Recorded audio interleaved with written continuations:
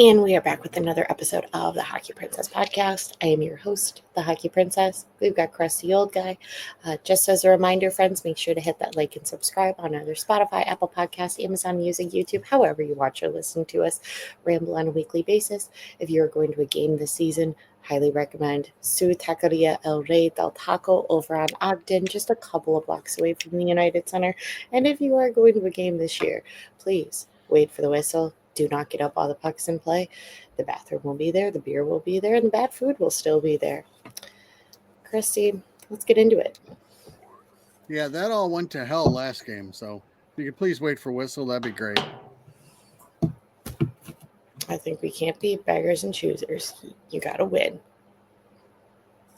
Well, again, it comes down to simple respect. Okay? We're all there trying to watch the game, not watch you stumble on up the stairs. Maybe they were from Philly. Puck Philly. That is true. They had a decent amount of fan base, but no, most of them were not from Philly. But I digress. A couple of things in the NHL world. The count for Ovi is now down to 7. So we're getting there. Guys, I really hope he doesn't break it when they play the Hawks. Because that would be... You know it's coming.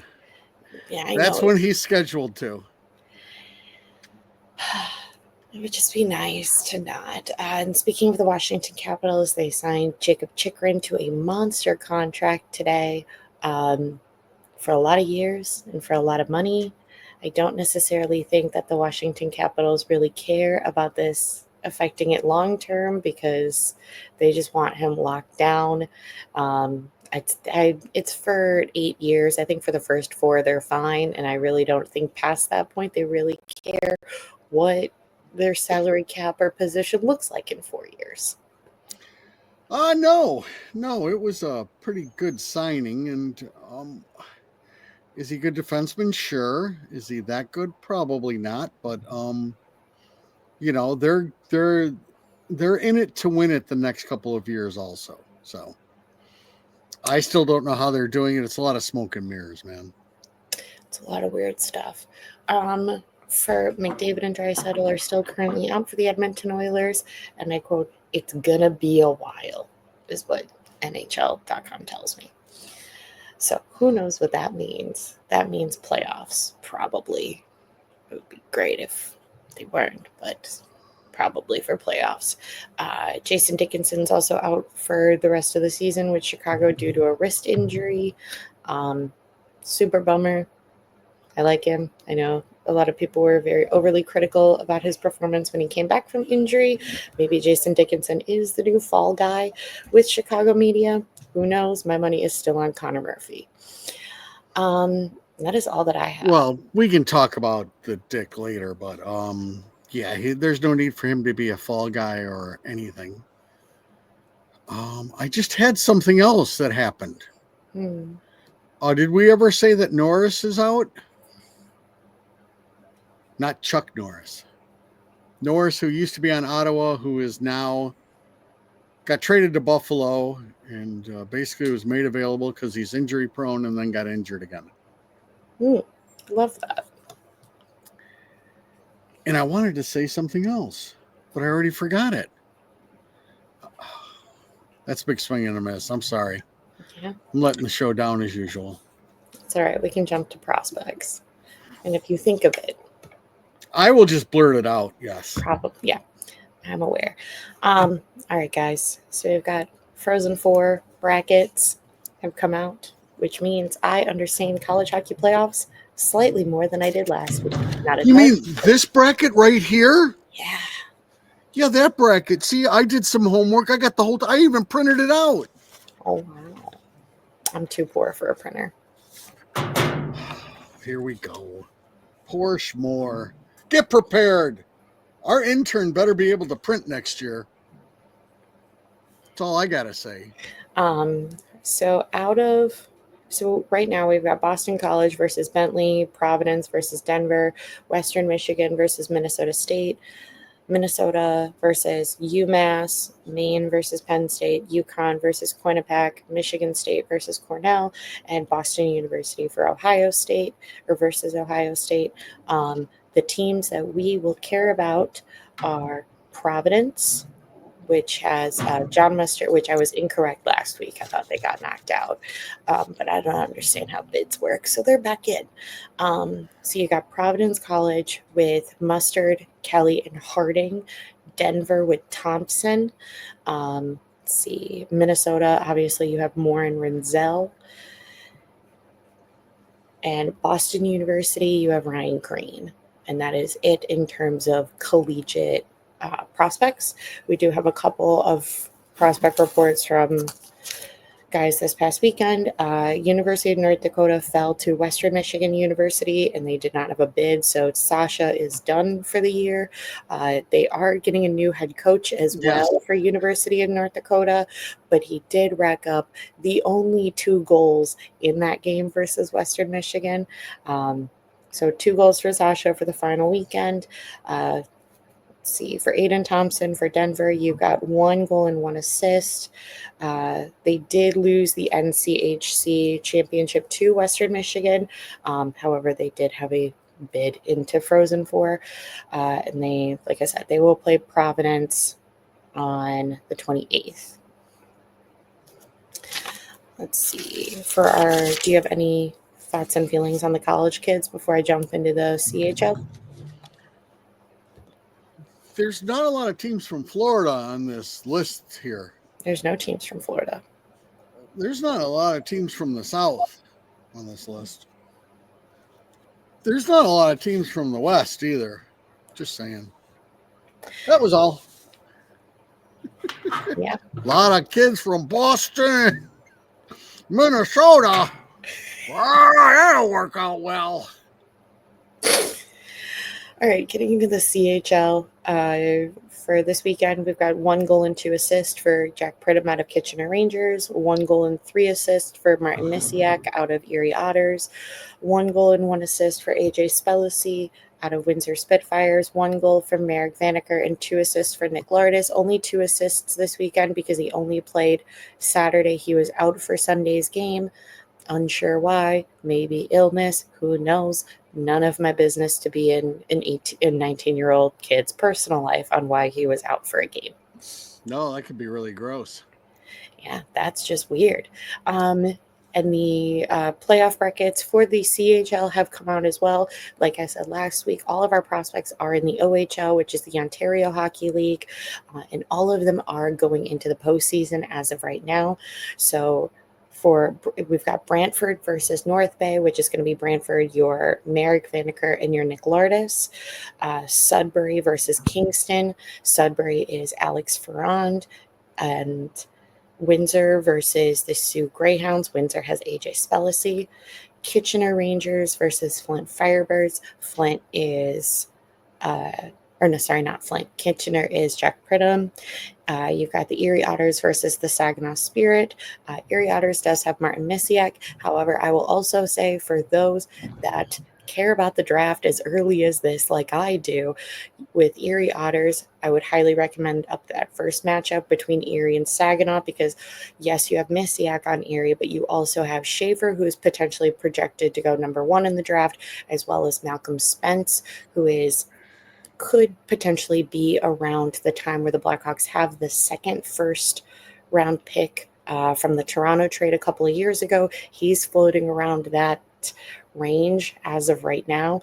But they play Saginaw, which has Misa on him, or Michael Misa as well, who is projected to go 2 or 3. It's kind of flipped between Misa and Martoni on a day, like it changes with the wind. And Misa, I believe, has broken Patty Kane's OHL record for most points in a season. So he's definitely a guy to watch out for. And then finally, you have the Brampton Steelheads versus the Oshawa Generals.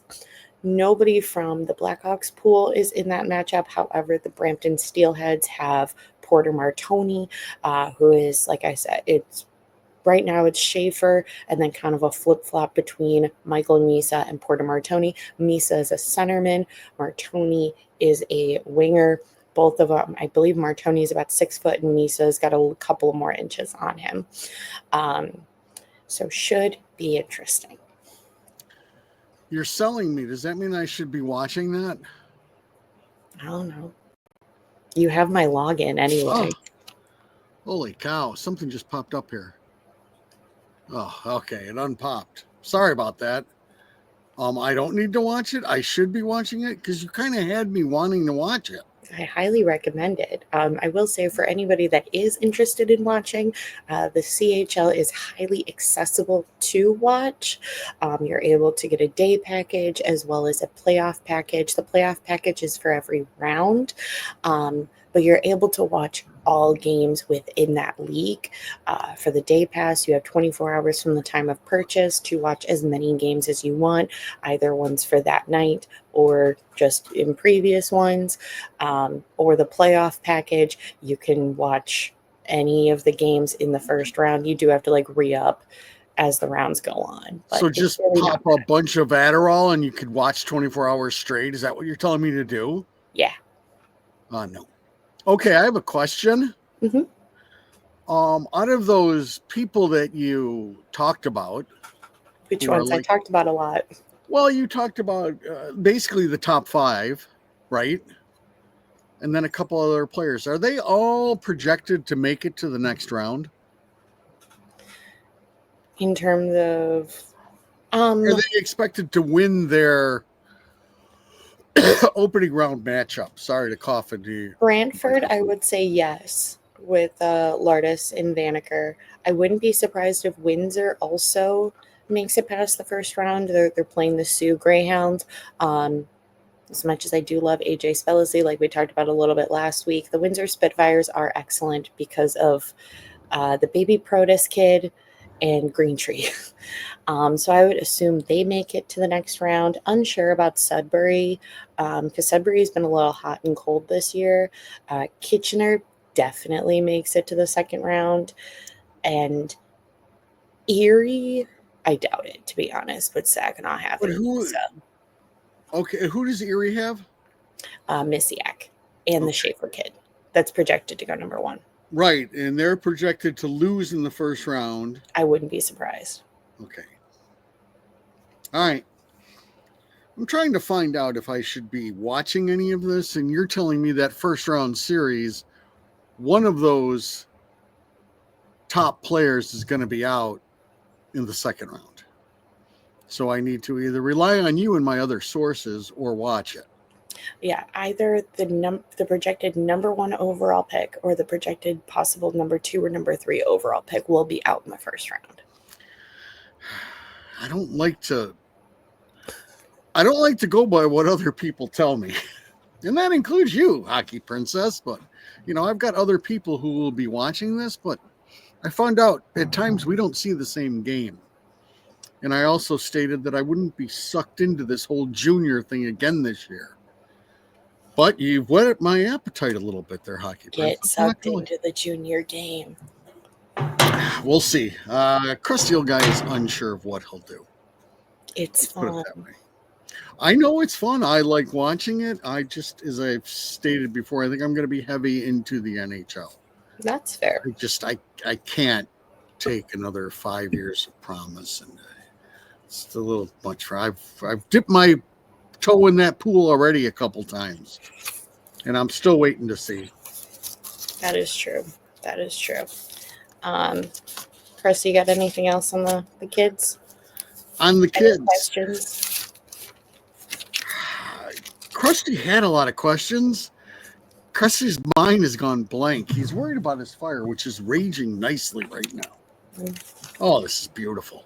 Love this time of year. I don't think I have any questions about the kids. I'll dive more as we dive more draft-wise.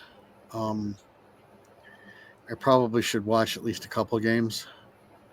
Like I said, I'm buying it anyway, so... Well, if you're buying it, then I will have to piggyback on that. I need to see the Schaefer kid. That's the main thing.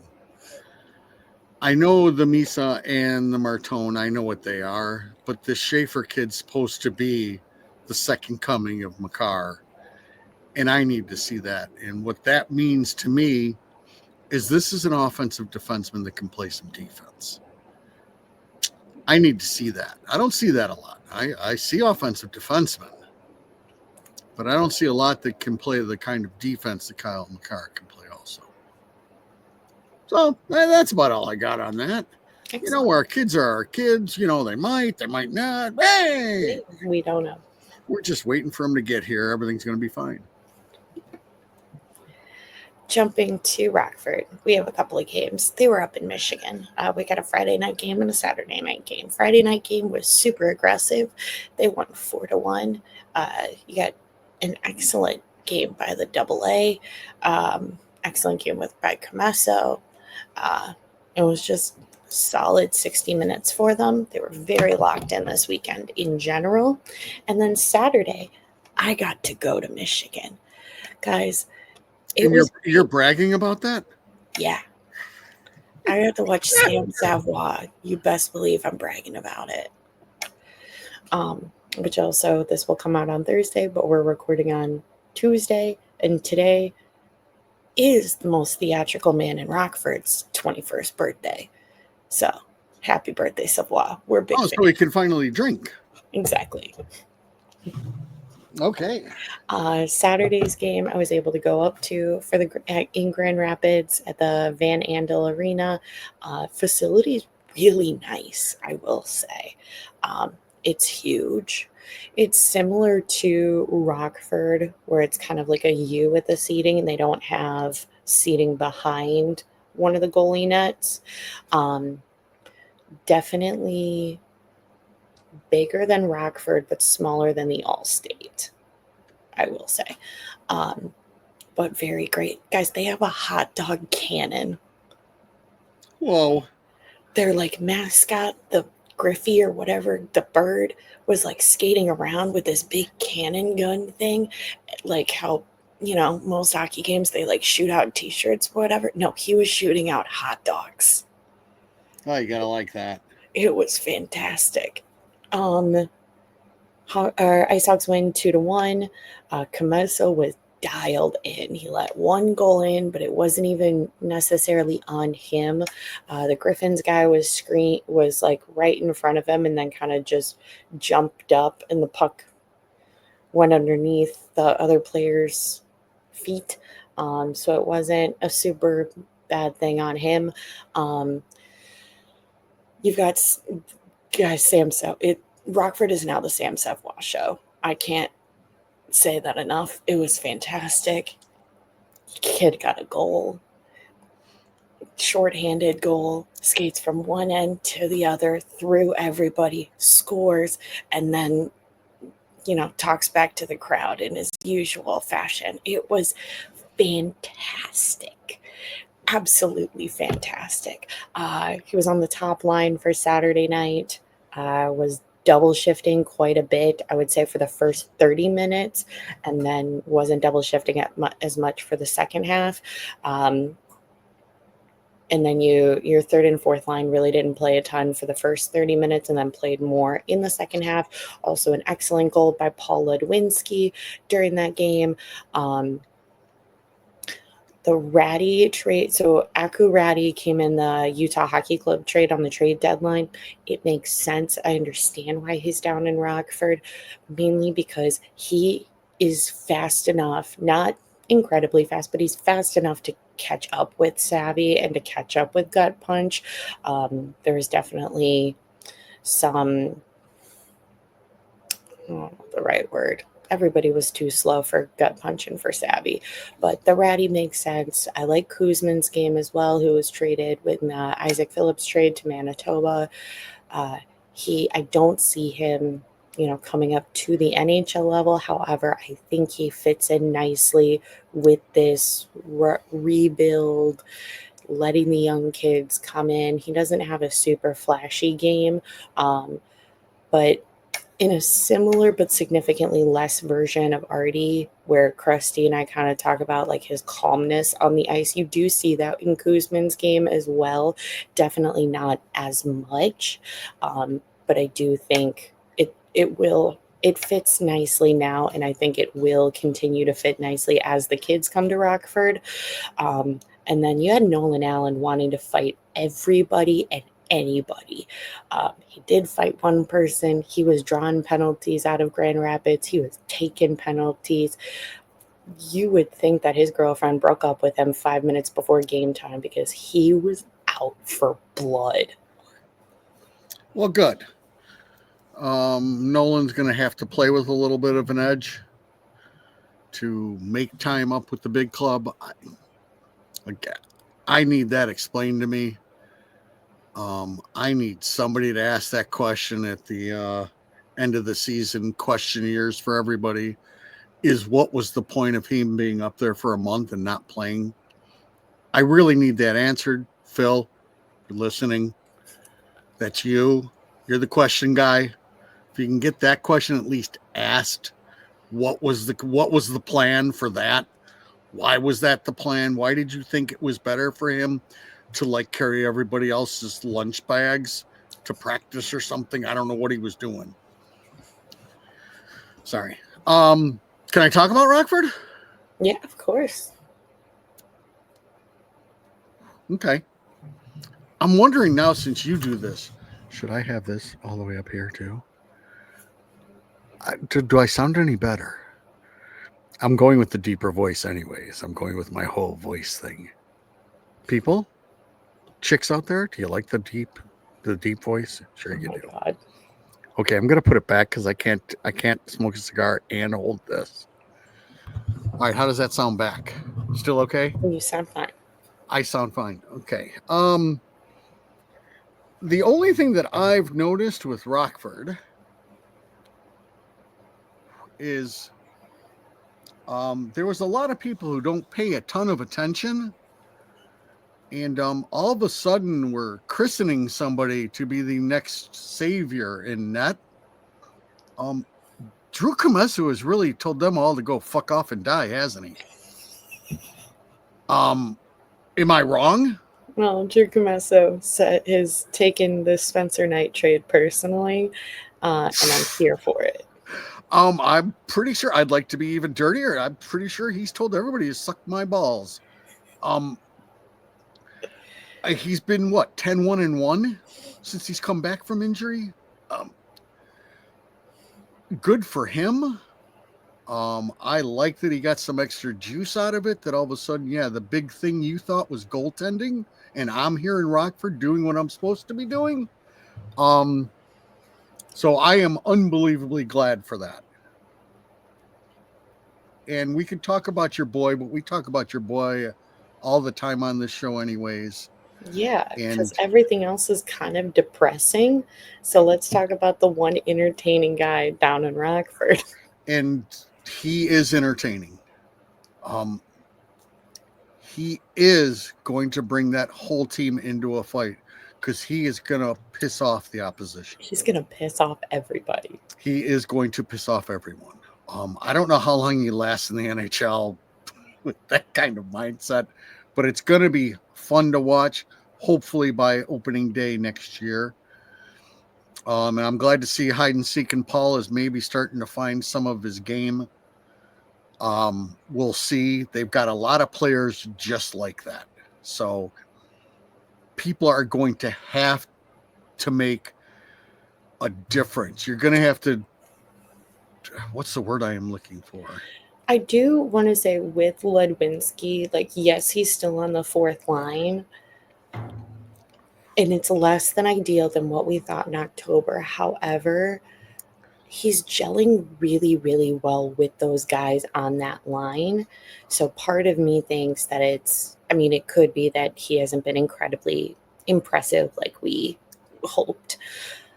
But maybe they're just keeping him there also because because it's working, and why try to mess things up for the sake of it when it's already working. Because their fourth line right now is Lipin, Marcel, and Paul Ludwinski, and it's a big bruiser, piss everybody off line. Yeah, it's just what I'm talking about is you've got Hide and Seek and Paul, you've got Slaggert, you've got a whole group of players just like that. that you're going to have to I can't think of the word. Differentiate. Hey, thank you, Hockey Princess, with the assist. Thank you. I appreciate that. Or maybe that was the goal. I don't know. But somebody, you're going to have to, what she said, over your competition. Because we've got third and fourth liners that are all doing that. You're going to have to find out what makes you better, special enough to get those minutes. So that's all I was trying to say. Just really couldn't think of the words. Also, one thing I did want to say about the Rockford game on Saturday, because we talk about every other defenseman but this kid that's been stuck down in Rockford, protected from this shit show of the Blackhawks season, is your Kevin Korchinski is on both special teams right now. He's on power play as well as penalty kill. And I will say for the penalty kill, doesn't look too bad. I will, it's not scary. There wasn't really anything of his game that I was concerned about during the game. And it may be that they were just absolutely smoking Grand Rapids, but I do think his game is getting better down there. I don't think he needs to be called up for the rest of this year, mainly because I like the kid and he doesn't need to play in this shit. Well, yeah, he doesn't need to play in this shit. And I believe the plan now is to keep Artie up the rest of the time and let him go through his plus and minuses. But, barring things changing, Artie's the one who's going to be running that power play number one, which you thought was always Kevin's position. So you're going to have to do other things.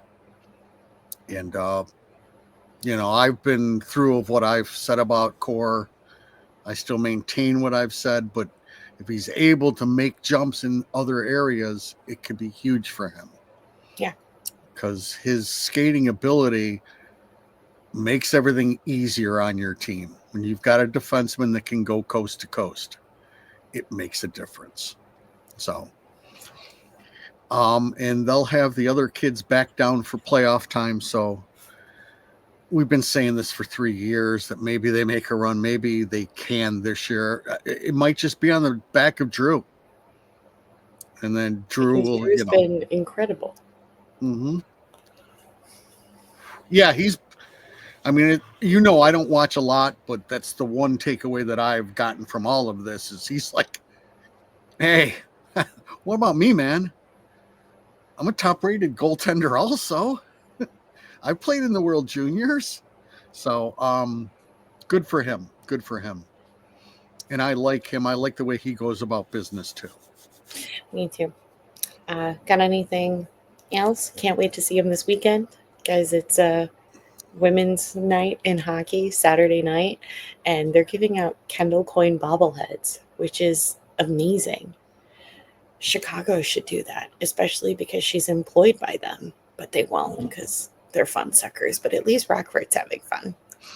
Yes, well, Rockford is always having fun. And I've got to ask, when you were at Michigan, was the open area where like the Ice Hogs attacked twice? Or was it? Because I'm trying to remember Rockford. I think that open area is where they shoot twice. So it wasn't an open area. It's like there's no seating, there's no pathway. Oh, there's no nothing. No. Oh, because I like the way it is in Rockford where you've got everybody standing around heckling the goaltender is a really... Oh, so it's nothing because Gotcha. Behind that is the season ticket holder club. Ah, those season ticket holders, they mess everything up. You get your own club. You get a lanyard that says your name and season ticket holder to go into the club. Yeah, do you know how much more I got to pay for those clubs? So, and I will state also when we talk about the big, my ticket rep has been really good with me this year. I've put whatchamacallit in the corner most of her life, but I've noticed a change as far as trying to accommodate me. Because as I said, I don't think there's more than 5,000 full season ticket holders in that building. And I expect just a tiny bit more. And they've been able to deliver lately, so I'll give them that. Um, That's you, Taylor. Thank you. all right. Christy, do you want to talk about the Big Club first, or do you want to talk about our questions? We could do it either way. Before that, Yeah. I need to explain to your listening audience that I will be going on a whirlwind watching starting tomorrow. And I'd like your listeners to either Instagram in, text in, however they do it. Which game will the Chicago/Rockford team lose by the most in these next games that I'll be going to? I will be going tomorrow against New Jersey. Then I will be going to opening day for your Chicago White Sox against the Angels. Then I go back for Chicago's game Friday night, then to Rockford Saturday, and then another hockey game Sunday at the United Center. Who will lose by the most? I need your listeners to phone in, and if they're able to pick the team and the correct score of the loss, I'll give them something. Well, you realize this comes out after the Jersey game. It does. Shit. All right, well, scratch the Jersey game. Listen to it quickly before opening day when the Sox get the living crap kicked out of them. Speaking of the Chicago White Sox, yes, I could speak of them. You know, for a last place team in the league, they've done something that's great. Christy, have you looked at the giveaways for the Chicago White Sox this year? Yes. They're incredible, because that's what a last place team, in my opinion, should do, is say, hey, I know we suck, but here's some free stuff for watching this for a couple of hours, instead of being last place in the league and being like, yeah, no, you're the poor sucker that got roped into watching this. So just shout out to the White Sox. I will be going to quite a few games with the giveaways, mainly just because I like free things and it's my preferred ballpark in the city. But I just thought that's what last place team should do. Give me free things. Yeah, and again, it's that the Sox have to. That's one of their keys to getting people in the door. And you can tell by your Chicago Blackhawks right now that they're still 18,000 at least at the United Center. So they look at it as they still don't need to. They've got people still dying to get in there. They've only got to, give them 2 free beers and say, here, game gets better with beer.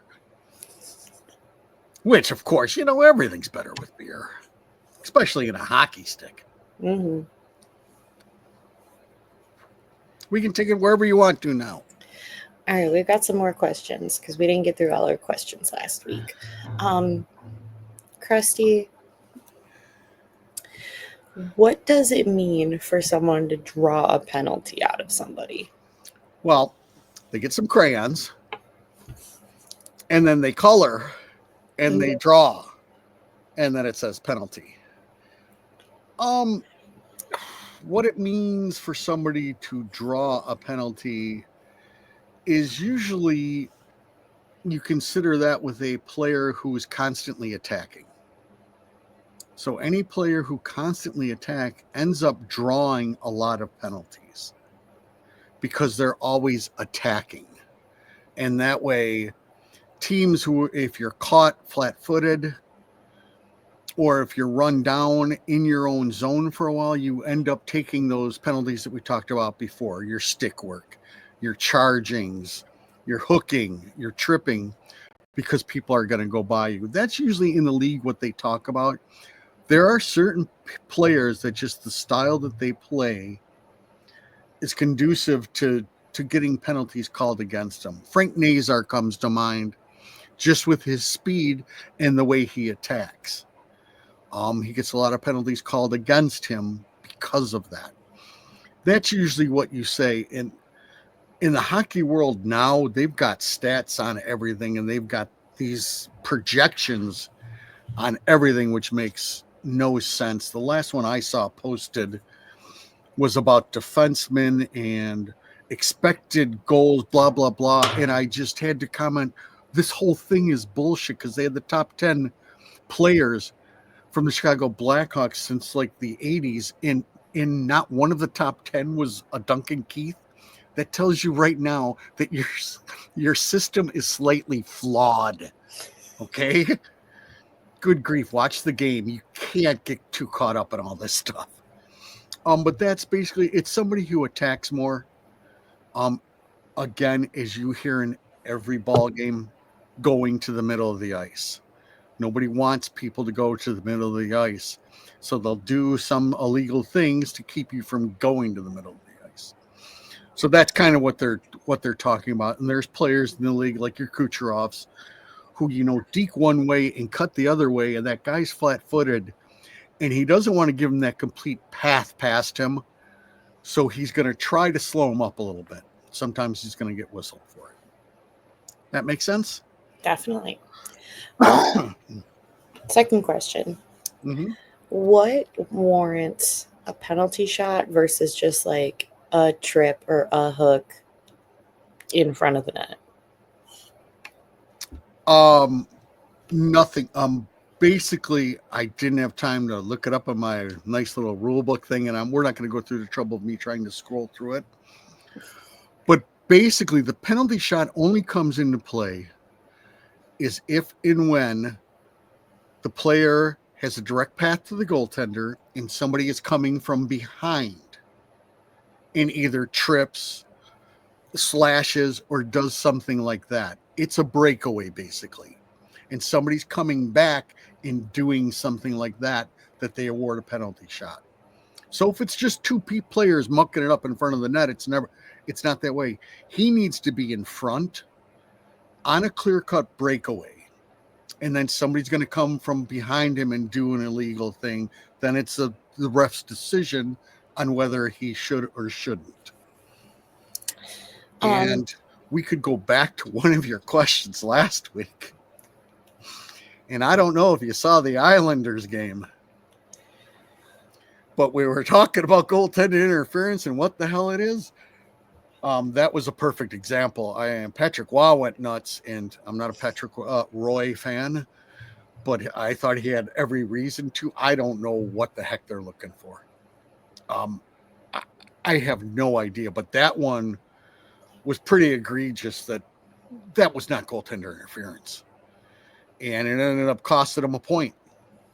They ended up tying instead of winning in regulation, and that could be a point that'll make the difference. I'm sure it won't, but I just wanted to go back to that, to the goaltender interference. Still nobody knows, but if you're listening off, basically what Patrick Waugh said is if Toronto's not going to have the kahunas to change a call that's on the ice, what the hell do we have Toronto for? And in that instance, I couldn't agree with him more. I don't get it. So, okay, next question. It's not really a question. It's more just of giant clarifications, because when we talk about different players, we kind of throw certain, spicy vocab words with them. Well, that's so meatheads like me could sound like we know the game more than we actually do. But, yes. I am also, I was a lineman, and we had 3 different names for tools, just so the new guy we could always tell him he called it by the wrong name. So that's a meathead thing, but go on. So we're going to break some of those down. What does being a power forward actually mean? It's just basically a type of forward. I mean, you can already tell by the name, it's a bigger player. He's a power forward. So somebody who's at least 6'2", does a lot of things with his physical presence. Frank Nazar is not a power forward. Okay. The guy from Montreal, the Slafkovsky, he's a power forward. Your Brady Tkachuk, he's a power forward. Power forward is somebody who can go in front of the net, and it's very difficult to move him.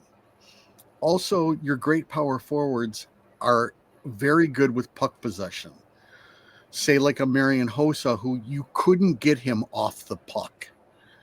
He's big, and with a power forward, they're big and they're strong ass on their skates. So you're not knocking them off the puck. That's basically what in this day and age is a power forward. Number one, he's got to have the size. You can't teach size, and it makes a difference, especially come like a 7-game series. It's a big difference between going and hitting Connor Bedard and going and hitting Brady Tkachuk. It just is. There's a lot more toll on your body when you're the one trying to hit these individuals. So that's basically the term. It's a bigger guy, plays a lot in front of the net, but he's great in the cycle and tough to get off the puck. That makes sense? Yeah. Next one. What is when somebody says that somebody's a good two-way forward or has a good two-way game? What does that mean? Well, see, you had two questions like this. So if we can, we'll wrap both of them in a little box of some sorts. A two-way player is basically somebody who can play great defense. Like I was talking about Cale Makar, he's one of the few really good defensemen, offensive defensemen that I see that plays really great defense.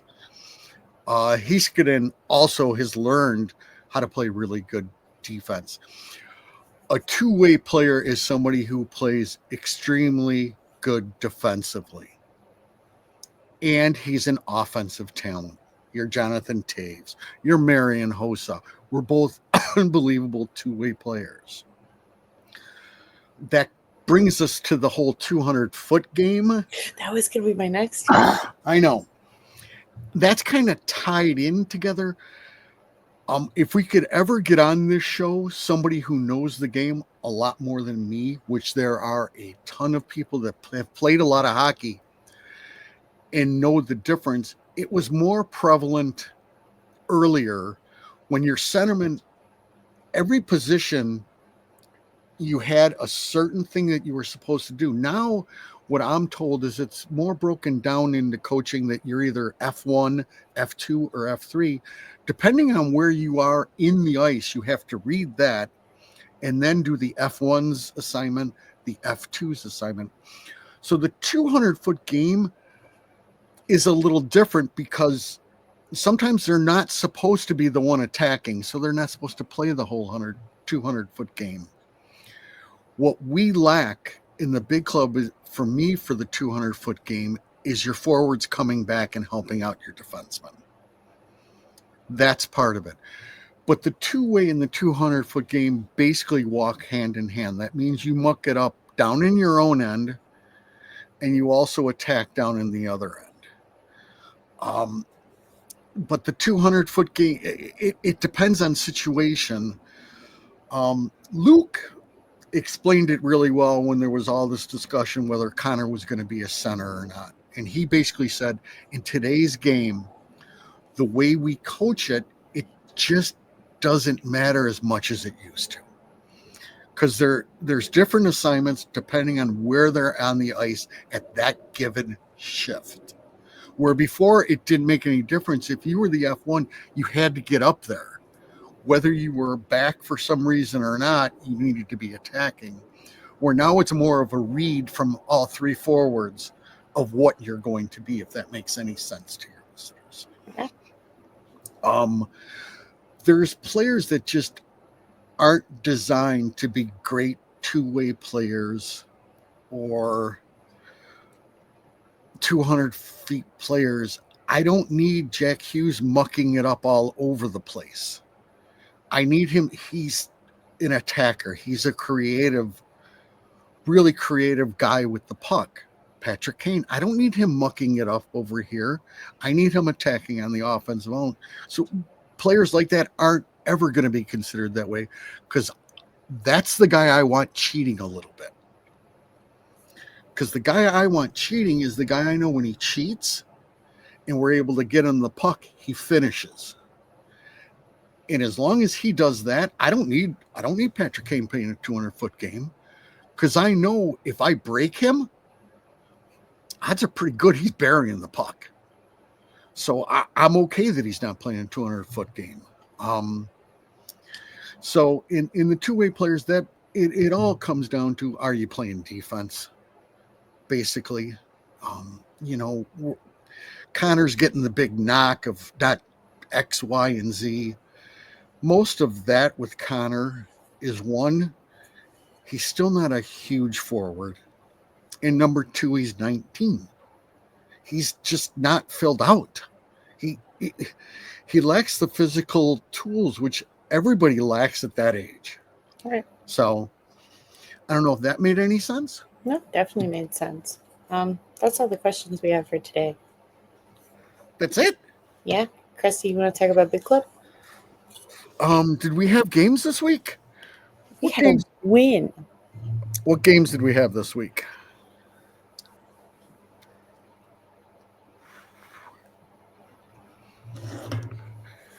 We had the Kings atrocity. Yes, the Kings atrocity, which is magnified by the fact that the Kings aren't very good on the road. Which was a telltale sign, because the last time they were through the United Center, we beat them. But that didn't work out. And then we had the Philly game. We had St. Louis, which is with our announcement that Pat Maroon is retiring at the end of this year. You can definitely tell that he was a good locker room presence by the amount of the kiddos that were, like posting his retirement video and stuff like that. My heart breaks for Lucas Reichel, because in an administration that really doesn't like him, his favorite older friend is leaving.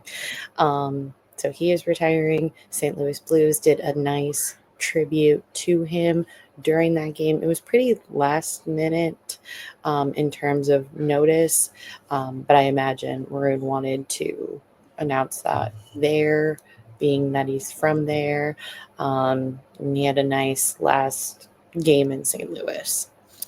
Yeah, as far as that, Maroon's a really good guy.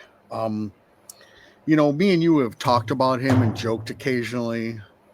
I still think he's got a sweet pair of mitts. You think he's a stone hand, but either way, the one thing that I've noticed with the team is they all gravitate towards him. So obviously he's doing something right, number one, in the locker room, and number two, on the ice. They like the fact that he's going to drop the gloves with anybody. He's at least going to lead them into the fight a little bit, and he's not going to let things slide on the ice. And players love that shit. Because basically it's somebody standing up for you. So his career has been phenomenal. I would assume he goes right in with like Biz and that other guy. I think he's got the complete makeup for that. And the St. Louis game was the Hawks in a nutshell. There was nobody on the ice who wanted to go the extra mile. They were reserved to the fact that, hey, let's try not to get too embarrassed, but I'm not sticking my nose anywhere that where it might get hit. It was this team in a nutshell when we say they haven't made any leaps. That was a team that just took it to them. It was pretty. Some could say that this is the same team since day one. Right. And it was very disheartening. We can't stand St. Louis. To watch stuff like that, and again, your fan base that's left from the old days wants effort. That's all anybody's looking for, that you actually give them a hunk. And as I always say on this show, what that's about is sticking your nose in. That's going the extra stride to get it to the red line, to dump it in wherever else when you know you're going to get hammered. And we don't do that right now. Whatever, it's a wasted year. Again, we've talked about it a million times. We'll see what happens next year. So that was, basically disgusting. The only good thing is I missed the first period. I listened to the second period, and you listen to Troy a little bit. Troy just really can't tolerate this kind of stuff. And then I watched the third period, and then you've got Ball and Pang just telling them, oh, one of the best efforts they've seen. So again, I don't know what games are being watched. But they seem to go through the motions. And then in the Philly game, they seem to go through the motions again. They ran against a team that cared less than they did, which doesn't happen very often. So there was a lot of goals, a lot of points for people. Everybody got really happy. But it was the Philadelphia Flyers who have now lost 11 in a row. So again, there's not a ton to talk about the big club. Again, I keep on saying the same thing over and over again on this show, where it's a wasted year. And oh well, after hearing some comments, I just chimed in. There is no way right now to evaluate anybody on the big club. Just because it's a garbled mess of who cares. I can't wait to get to the golf course. So I'm sorry to be a little harsh on our guys. I don't think it's all their fault. No, I mean, and as we've talked about time and time again, it's a gross lack of discipline, not only from behind the bench, but also from management as well. Because as much as everybody loves to praise Kyle, now you're letting this slide. Hold on. Can you go by yourself? It's the end of the season, so it really doesn't matter. You got to do 1 minute by yourself. Bye. Okay.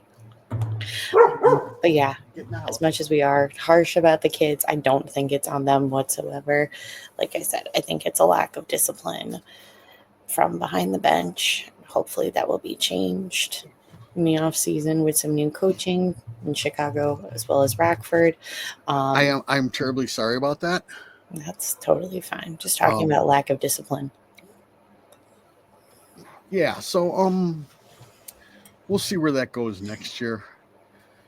Sorry, my dog was starting to bark, and the other dog just got let out, so I had to go take care of that. That's fair. What was I going to say, though? I was going to say something. I had a really good thought. Already forgot it. All right, so we're talking about the Philadelphia game. We're talking about Maroon. What else did you notice from the Philly game? Anything? I didn't watch it because I'm poor. Okay. I got my picture at center ice, though. So that was really nice with 3 of my friends. So look for that on something if I can ever figure out how to get the picture. You have 3 friends? Well, they wouldn't say that they're my friend. I mean, but one of them went to the game, and Billy and his brother also went to the game. And my ticket rep was nice enough to give us 2 extras for the picture at center ice, which Taylor, thank you, and I appreciated it. Yes. I don't know what else happens on the big club. Everybody's getting mixed around.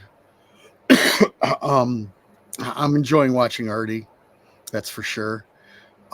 Good, bad, and the ugly. And there's plenty on all sides.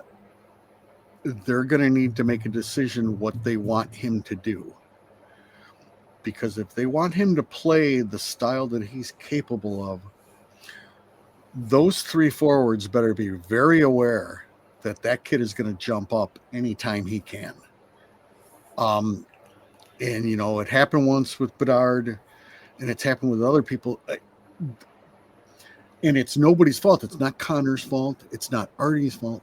But this needs to be set down from day 1 of camp. If you're going to give him free reign, which I think would be a good idea, then the forwards all need to be aware of that. And somebody, your F3, has to hang back. Because Artie's going down the ice. Okay? He just is. He's looking to attack, and we need attackers, that's for sure. So, that's about all of the big club, I think. Anything else you wanted to talk about the big club? Mm-hmm. Got a couple of games this week. A couple of games later on. Hope Ovi doesn't break the record against us. Yeah, he might. We've got we've got Jersey before, right? And Vegas, and Utah. So I get to see Dawson Mercer, so I'm excited about that, even though you didn't even ask about him. It was a very nice interview you did with the guy from Jersey. Um, we can just sidebar on that for a little bit. I'm really hoping Sure. we can expand on that for next year. What do you mean? I like the back and forth with different fan bases. Oh yeah, it's So been this is great. me pushing my boss, which is you, into I'd like to continue that Yeah. and get more of that. It's a great way to feel out the other team from a fan perspective of the other team.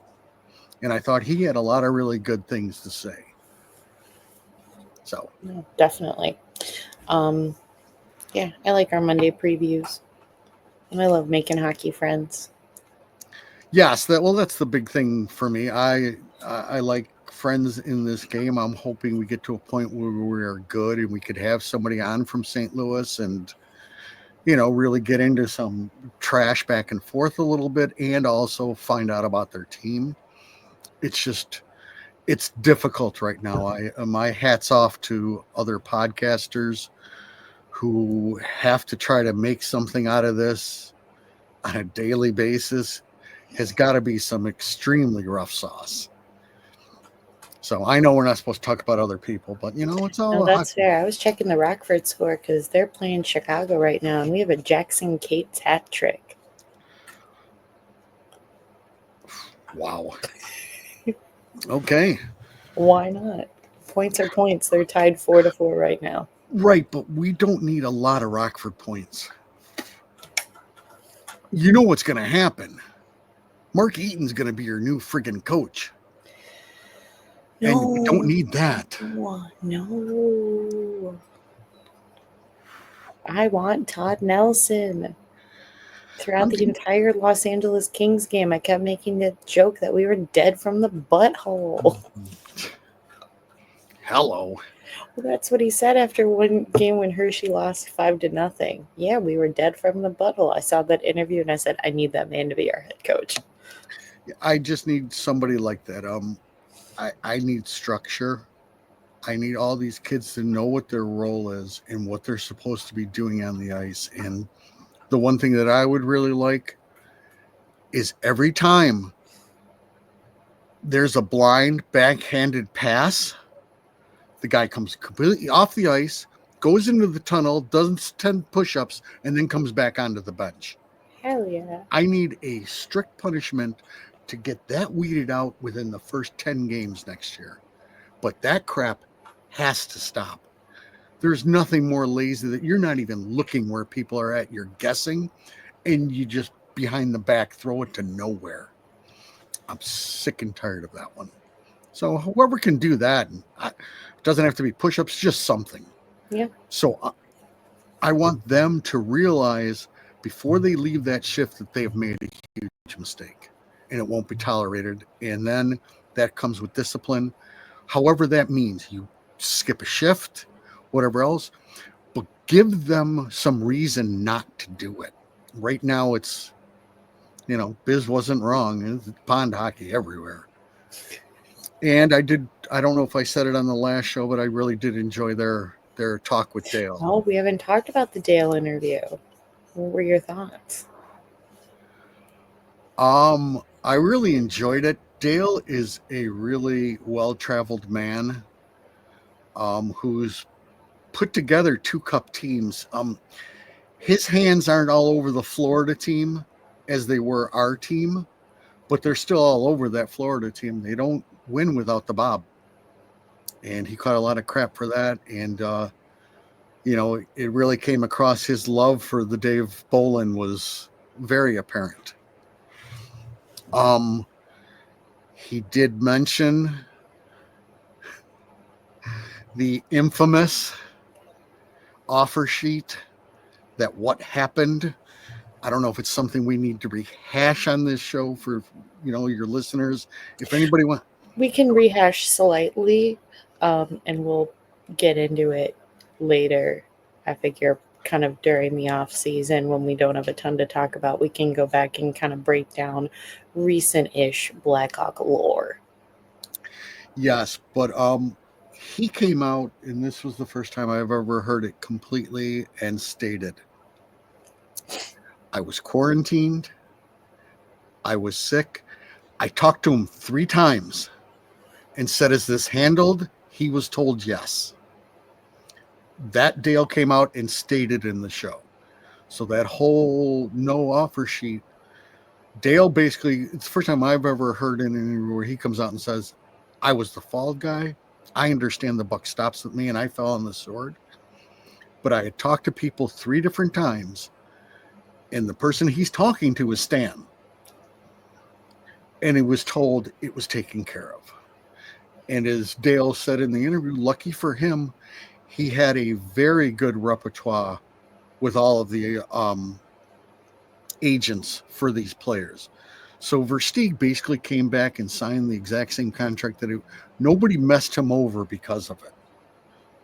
That there was no ill will and there was no problem from any of those offer sheets not being made, that all of a sudden he had to pay somebody out the yin yang, because all of the agents gave Dale a pass. And that tells you the kind of guy he was. And he also talked about his buff love, which, we're in Chicago. There's no one person that doesn't have some buff love, because he was just an unbelievable player to watch. And, now he's fishing. So no, I thought Biz, my feelings on Biz, and the rest of the show, I can't deal with the craziness, but I thought they really did a really good job in the interview. Dale talked a lot about his younger days and just how difficult all of that stuff was. But he hitchhiked across Canada playing hockey and golfing, and he was unsure which one he was going to do. So, and for those of you who could probably figure out, Dale Talon is a very good golfer also. So, but I really enjoyed it. So again, shout out to you for bringing that to my attention. And I believe it was their 550th show for anybody who'd want to give it a listen. It's at the hour and 52-minute mark. They start the Dale interview if you don't want to listen to the other silliness. But I thought it was really well done by them. Yep, definitely very well done. Christy, you got anything else for this week? I don't think so. I think I'm still at the point where I'm looking for that intern. So I'd really like us to try to go forward. There's got to be a way that we could.